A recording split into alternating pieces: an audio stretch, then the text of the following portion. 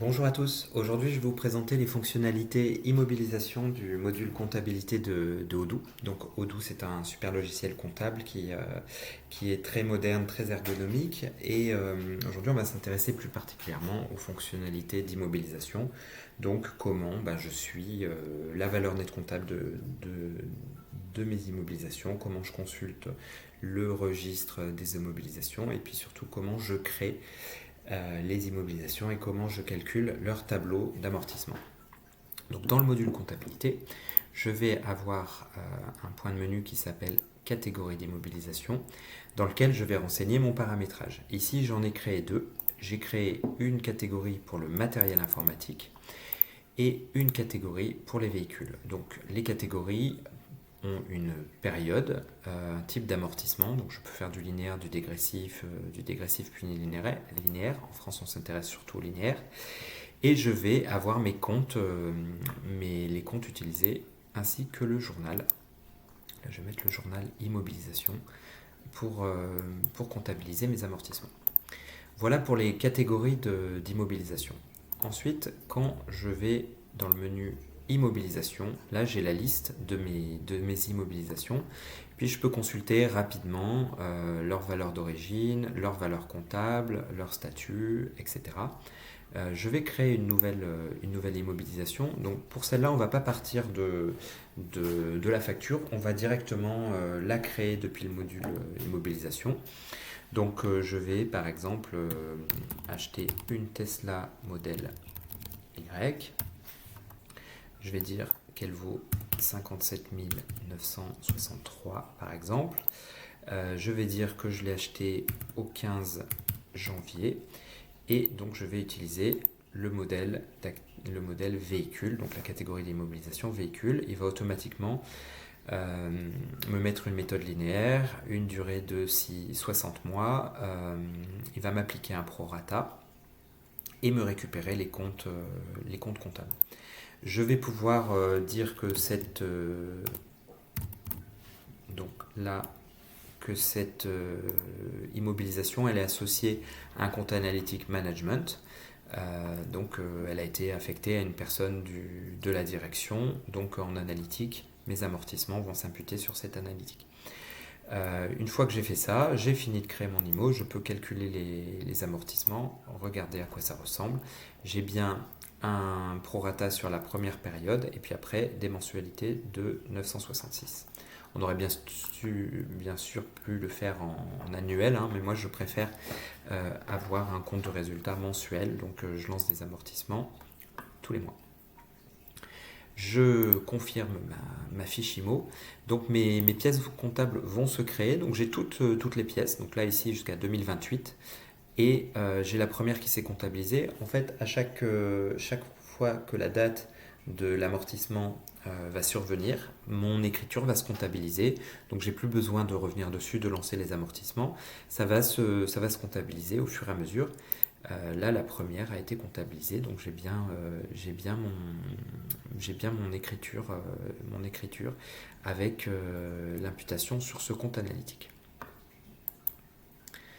Donc voilà pour la création d'une immobilisation depuis le menu immobilisation. Ce que je peux faire également, c'est d'aller créer une immobilisation directement depuis une facture. Alors ce que je vais faire là, c'est je vais importer deux factures. Donc une facture de Tesla et une facture de matériel informatique. Bon, je n'ai pas activé la reconnaissance automatique des factures, donc on va renseigner la facture. Pour la première, c'est LDLC Pro.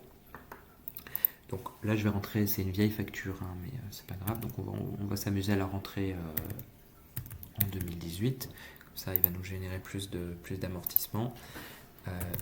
Je vais mettre une référence de facture et je vais ajouter ma ligne. Donc c'est un Asus RGS STRX. Bon, on va s'arrêter là. Et ensuite, je vais renseigner mon compte 218 300 pour le matériel informatique. Je vais mettre le montant, donc là c'était 190, on va mettre plutôt 590 comme c'est de l'immobilisation. et je vais comptabiliser ma facture. Donc là, mon compte d'immobilisation, il est associé à un mécanisme de fiche IMO. Donc en fait, tout de suite, il me crée une fiche, mais ma fiche n'est pas paramétrée. Il m'a récupéré les valeurs, mais j'ai pas ma catégorie d'immobilisation. Donc ce que je vais faire, c'est que je vais l'associer à une catégorie véhicule. J'aurais pu directement associer le compte à cette catégorie pour qu'il me la mette automatiquement. Donc là, j'ai juste à renseigner la catégorie. D'ailleurs, c'est pas véhicule, c'est matériel informatique. Et donc, il m'a pris ma périodicité donc, de 36 mois avec un prorata, etc. Je peux confirmer directement. Donc ma fiche IMO est créée. Là, mes 37 écritures, elles ont toutes été comptabilisées puisque j'avais renseigné une date de 2018. Voilà, donc là, on voit le cas où il comptabilise tout. Hein. Dès que la date est survenue, il va me comptabiliser l'écriture. Voilà, donc on s'est amusé à saisir une facture dans le passé pour l'exemple. Maintenant, je vais prendre une autre facture. Celle-là, c'est Tesla.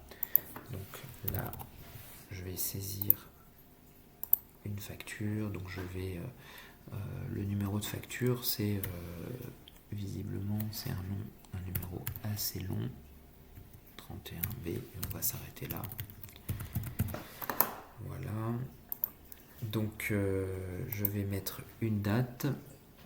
Bon, celle-là, c'était du 2019. Bon, on va aussi la saisir à cette date-là. Hein. Pourquoi pas. 2019. Comme on n'a pas clôturé, on est sur une base test. Donc, je vais renseigner ici que c'est une Tesla.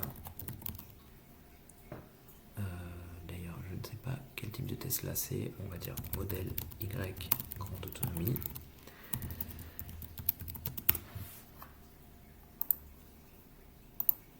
Je vais mettre un montant, donc là visiblement c'est 55 875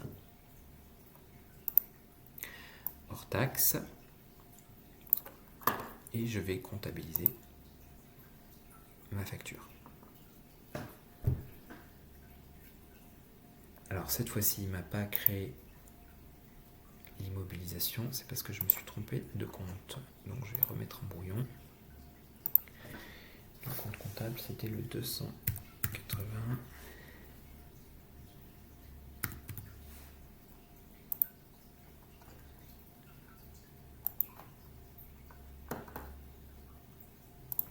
Donc je vais aller récupérer ma fiche IMO. Pareil ici, j'aurais pu lui mettre directement sur le compte la catégorie d'IMO, je ne l'ai pas mise. Donc je la mets au moment de la création de la fiche IMO. Je confirme. Et mon IMO est créé. Mes amortissements sont déjà lancés. Du coup, sur le menu, ce que je disais tout à l'heure, hein, sur le menu immobilisation, je peux facilement exporter ma liste d'immobilisation. Là, je peux rajouter des champs dans les colonnes que je veux afficher. Je peux regrouper par catégorie d'immobilisation. Je peux filtrer bien sûr facilement sur une IMO. Et je vais avoir un état, donc le tableau d'amortissement. Du coup, ici, je vois mes différentes immobilisations. Donc j'ai ma Tesla modèle Y grande autonomie qui a été acquise en 2019 sur 5 ans. Donc ça, c'était la valeur. La valeur nette comptable, elle est ici. Elle est maintenant à 13 000 euros. Voilà pour le registre que je pourrais éditer en PDF, exporter en Excel, etc. Et donc, comptablement, si je vais dans mes écritures comptables, je vois que dans mes comptes, j'ai bien, par exemple, sur mes 281, j'ai toutes mes écritures qui ont été générées. Voilà, toutes mes écritures d'immobilisation que je peux aussi regrouper par journal. Donc je vois que j'ai mon achat qui a été enregistré ici. Et puis après, j'ai mes journaux d'immobilisation où j'ai tous mes amortissements qui ont été lancés. Voilà pour le module immobilisation. Simplement, ce dont on peut parler, c'est aussi des fonctionnalités de modification de l'amortissement. Donc, soit parce que ma valeur change en cours, soit parce que je cède ou je vends. Donc, j'ai une sortie d'immobilisation.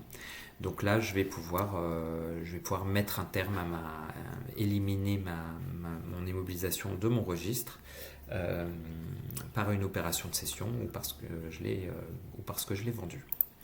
Voilà pour le fonctionnement du module immobilisation. Peut-être une dernière précision, c'est on peut facilement reprendre un registre en cours lors d'un démarrage de Odoo, puisqu'on va, on va avoir une valeur déjà amortie qu'on va pouvoir rentrer dans le système. Donc finalement, je vais rentrer ma valeur d'acquisition, ma valeur déjà amortie, et puis je lancerai les amortissements que sur le reste. Odoo va me recalculer le reste à amortir de mes fiches immobilisation. Voilà pour le module immobilisation de Odoo.